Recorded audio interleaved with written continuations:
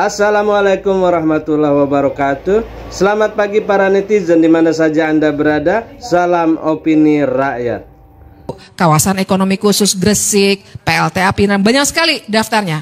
Kalau di Google sebenarnya bakal ketemu langsung semuanya. Termasuk cetak sawah baru di Pulau Pisau, Kalimantan Tengah, pembangunan waduk Sepaku, banyak sekali. Bayangkan itu semua mulai dari bandara, bendungan, jalan tol, semuanya diberi kemudahan. Mulai dari perizinan sampai pengadaan tanah atas nama kepentingan umum. Jadi itu kesalahan yang luar biasa besar karena akhirnya karena dapat kemudahan atas nama PSN dilakukanlah pelanggaran-pelanggaran HAM seperti yang tadi Mas Antoni katakan. Jadi atas nama PSN kalau lihat kasus di Pulau Rempang itu misalnya diusirlah masyarakat adat yang sebenarnya sudah tinggal di situ sejak nenek moyang mereka, bahkan sejak Republik Indonesia belum menjadi Republik Indonesia, diambil tanahnya atas nama PSN dan kemudian kalau mereka menolak dan akhirnya terjadi konfrontasi dengan aparat keamanan, akhirnya digunakanlah gas air mata secara berlebih-lebihan. Kalau waktu itu ibu bapak ingat sampai anak-anak kecil di sekolah-sekolahan itu sakit matanya, pingsan dan lain sebagainya. Apakah itu pelanggaran HAM? Iya, karena penggunaan gas air mata secara berlebihan dan menyakiti orang lain, apalagi anak-anak, itu merupakan pelanggaran hak asasi manusia yang harusnya diusut lebih lanjut begitu. Nah, jadi itu situasi yang terjadi. Dan kalau begini, mungkin ada pertanyaan juga, kenapa sih perlu ada PSN? Dan kenapa baru pas zamannya Jokowi aja, mulai 2016 itu ada PSN? Saya kira kita semua tidak anti total pada pembangunan. Tapi masalahnya adalah bagaimana pembangunan itu dilaksanakan. Nah, PSN itu adalah konstruksi hukum, jadi saya ibaratkan dengan gelas ini, wadah, konstruksi hukum yang dibuatkan untuk memberikan keistimewaan. Nah, masalahnya adalah siapa yang bisa masuk ke dalam wadah ini itu tidak jelas prosedurnya. Nah, disinilah terjadi misalnya, kok tiba-tiba sebuah, kita sebut saja dua yang tadi Mas Antoni sudah sebutkan, dua proyek yang sebenarnya sudah jalan dari lama sekali ya, PIK, BSD, ya itu teman saya juga banyak yang tinggal di BSD udah lama dari 20 tahun yang lalu. Tapi kenapa baru masuk sekarang? Karena proses kapan suatu proyek itu masuk atau keluar, nggak ada yang keluar sih sejauh ini ya. Semuanya masuk aja. Orang dikasih kemudahan, siapa yang nggak mau? Jadi siapa yang masukin, apa kriterianya, dan bagaimana tolok ukurnya suatu proyek bisa masuk ke dalam wadah yang namanya PSN itu tidak jelas. Disinilah terjadi yang namanya benturan kepentingan. Jadi di sini kita bisa bicarakan tuh kalau kata orang-orang anti korupsi ini yang namanya state capture corruption. Sering juga kita pakai istilah ada conflict of interest. Tapi dari atau lingkup tugas dari penyidik pegawai negeri sipil di Ditjen Minerba dalam hal ini kegiatan bersama dengan Biro Korwas PPNS Barreskrim Polri. Jadi sesuai dengan dasar hukum yang dinaungi oleh Undang-Undang 8 tahun 81 tentang KUHP pasal 6 ayat 1 huruf A dan B. Kemudian Undang-Undang nomor 8 tahun 1981 tentang KUHP pasal 7 ayat 2 dan juga Undang-Undang nomor 8 1981 tentang KUHP pasal 107 ayat 1 dan juga pembahasan pengamatan, kemudian penelitian serta pemeriksaan ditemukan adanya aktivitas tanpa izin yang terjadi di tempat kejadian perkara yang dilakukan oleh tersangka inisial YH yang bersangkutan merupakan warga negara RRT atau Republik Rakyat Tiongkok. Mereka, warga negara Tiongkok ini melakukan penambangan emas ilegal, mengeruknya pakai alat berat. Yang jadi pertanyaan, kok bisa mereka secara terang-terangan melakukan penambangan emas secara ilegal? Kenapa harus sekarang baru ketahuan? Dan kemarin yang lebih parah lagi, 40 perusahaan Cina produksi baja ilegal di Indonesia. Pemerintah kecolongan, kata Menteri yaitu Perdagangan Zulkifli Hasan. Enak banget pemerintah mengatakan kecolongan. Kecolongan kok 40 perusahaan Cina lagi. Kalau kecolongan yang dilakukan oleh WNA tidak berbadan hukum, itu wajar, tapi ini 40 perusahaan bisa kecolongan. Nah, ternyata penambang emas ilegal dari warga Tiongkok ini bukan hanya terjadi baru kali ini saja. 2 tahun kemarin sudah pernah ditangkap mereka dan ini terjadi lagi. Ini adalah sepertinya pemerintah membiarkan hal ini. Apalagi kemarin kita lihat berita, yaitu Luhut undang petani Cina tanam padi lahan 1 juta hektar. Dan ini lebih gila lagi, pemerintah menjual kedaulatan rakyat Indonesia hanya untuk kepentingan rakyat Tiongkok. Jadi bukan rahasia umum lagi kalau keberpihakan pemerintah kepada rakyat Cina, bukan kepada rakyat Indonesia. Warga negara asing Cina bikin pertambangan ilegal biji emas di Kalimantan. Mantep nggak tuh? Warga negara asing Cina baru diberi pekerjaan untuk mengerjakan proyek APBN aja, itu bisa nyolong bikin pertambangan emas ilegal di Kalimantan. Dan boncosnya, Pak Luhut bin Sarpanjaitan sekaligus pemerintah itu bikin program baru lagi, yaitu akan memberikan lahan seluas 1 juta hektar kepada Cina untuk dikembangkan di bidang pertanian.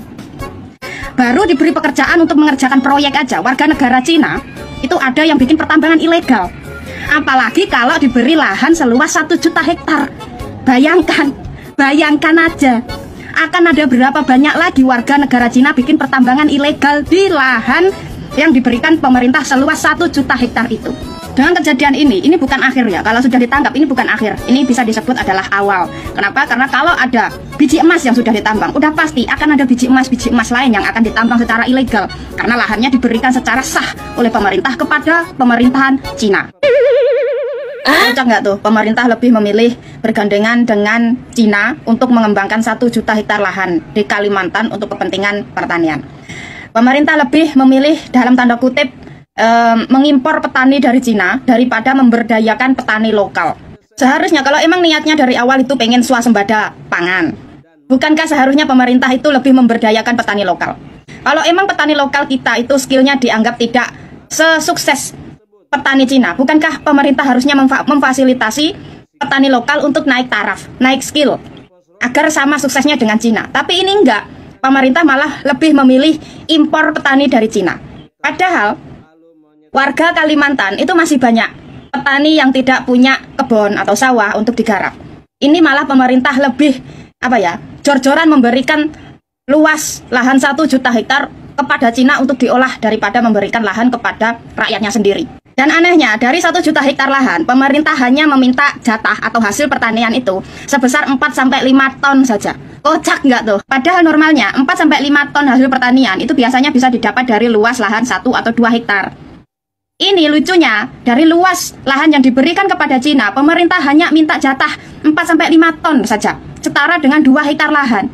Lah terus ibaratnya, kalau pemerintah memberikan lahan secara bertahap kepada Cina, mulai dari 100 hektar, 200 hektar, sampai total 1 juta hektar, masa iya dari per 100 hektar, negara hanya menerima hasil pertanian setara dengan 2 hektar saja? Lah terus hasil dari 98 hektar semuanya dikirim ke Cina begitu. Pemerintah ikhlas mayoritas hasil pertanian dikirim ke Cina begitu. Hanya karena Cina menjadi mitra pengembangan lahan di Kalimantan. Ini kan lebih nggak masuk akal lagi.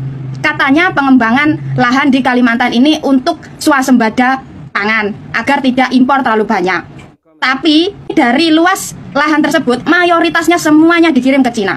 Lah terus swasembadanya dari mana? Kalau mayoritas dari hasil pengembangan lahan di Kalimantan mayoritasnya Cina yang menikmati, terus Indonesia swasembada pangannya dari mana? Hah? Pemerintah selama ini kepada rakyat itu selalu perhitungan, pelit banget. Tapi kalau kepada asing, jor-joran. Masa kecolongan? Nggak mungkin lah kecolongan. Masa kecolongan sampai 40 pabrik? Kebetulan banget lagi. 40 pabrik Cina. Cina lagi. Pabrik itu ukurannya gede loh. Pasti ada izinnya. Transaksinya jelas. Bahan mentah dari mana, dijual kemana. Nggak mungkin lah kecolongan. Mungkin ketololan mungkin. Mana ada menteri yang pro banget lagi sama Cina. 40 perusahaan Cina produksi baja ilegal di Indonesia. Pemerintah kecolongan. PKL yang kecil-kecil gitu aja bro. Itu bisa loh digusur sama Satpol PP. Ini perusahaan gede-gede masa gak kelihatan. Pemerintah juga mentang-mentang mereka dari Tiongkok dikiranya dia usaha es krim. Es krim kok ngambil baja. Kecolongan ya kalau 1-2 kali. Ini kalau 40 kali bukan kecolongan tapi dicolong.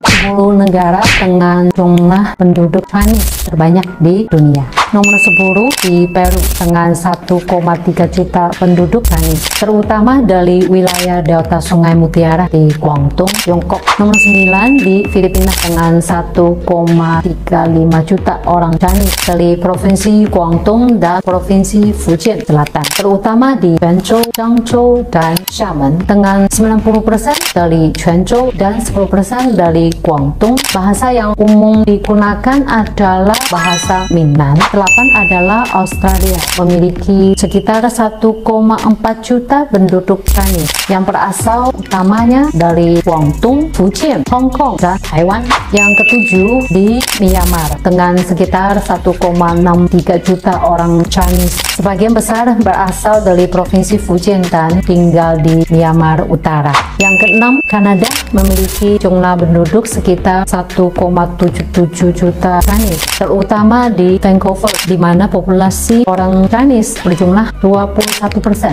Yang kelima, Singapura dengan sekitar 2,8 juta Chinese. 74% populasi orang Chinese berasal dari provinsi pesisir seperti Provinsi Guangdong, Fujian, dan Hainan. Yang keempat, Amerika Serikat dengan sekitar 5,8 juta Chinese. Jumlah penduduk terbesar adalah dari Provinsi Fujian, yaitu sekitar 1,1 juta. Lalu Hebei dan Liaoning yang masing-masing sekitar 550.000 dan tersebar di New York, Los Angeles, dan San Francisco. Kita masuk ke 3 negara dengan jumlah penduduk Chinese terbanyak di dunia. Nomor 3 adalah Malaysia dengan sekitar 7,4 juta Chinese, terutama dari Provinsi Fujian, Guangdong, Guangxi, dan Hainan. Urutan kedua adalah Thailand, yaitu ada sekitar 10 juta dari Kaohsiung, Xiamen, dan wilayah lainnya. Dan urutan pertama adalah Indonesia dengan jumlah penduduk Chinese sekitar 20 juta jiwa, mayoritas berasal dari Provinsi Hainan, Fujian, dan Provinsi Guangdong.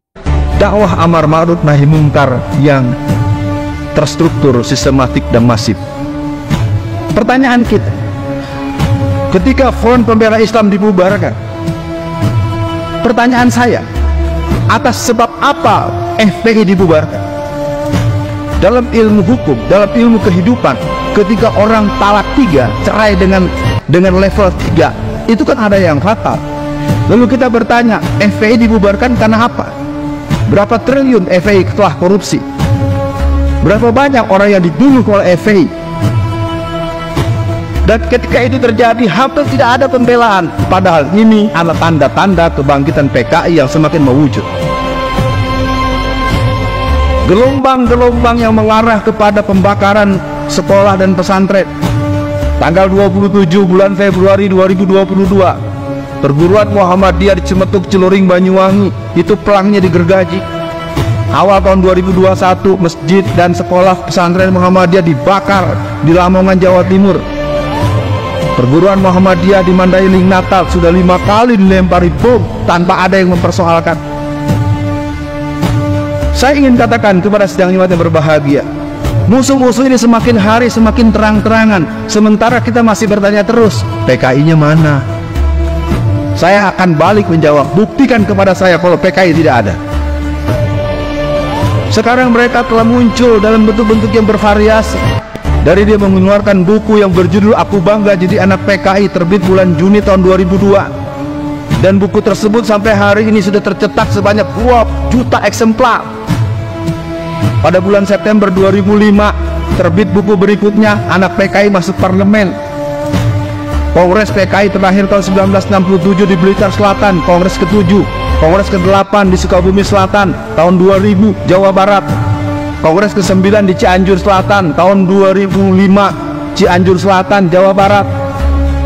Kongres ke-10 tanggal 17 sampai tanggal 15 sampai 17 Agustus tahun 2010 di Magelang, Jawa Tengah. Kongres PKI yang ke-12 di Banyumas, Jawa Tengah tahun 2015. PKI mana lagi yang akan kau dustakan? Mungkin kita menunggu seperti peristiwa tahun 1946 ketika Kesultanan Delhi diserbu oleh pemuda rakyat, oleh FDR pasukannya Amir Sarifuddin. Seluruh kesultanan disembelih, anak-anak gadisnya diperkosa dan dibunuh oleh orang-orang PKI tahun 1946. Saya, Alfian Tanjung, yang menekuni kebangkitan gerakan PKI, bertanya-tanya sejauh mana tuan-tuan di sini mengerti bahwa mereka sedang menunggu hari-hari penyembelihan buat umat Islam. Kita memang dibuat tidak mengerti ada apa dan di mana. Buktikan bagaimana mereka menembak mati seorang Ustadz Alex yang ada di daerah Tangerang, Banten. Ustadz Sahid Caniago di Batam sedang menyampaikan tausiah zuhur, dikejar-kejar oleh seorang jamaah. Bayangkan Ustadz lagi berceramah, dikejar-kejar. Ustadz Jamaluddin yang ada di Bekasi, itu punggungnya putus di samurai. Kelihatannya memang kita menunggu dulu ada kepala pengurus PDM nih di sini baru percaya.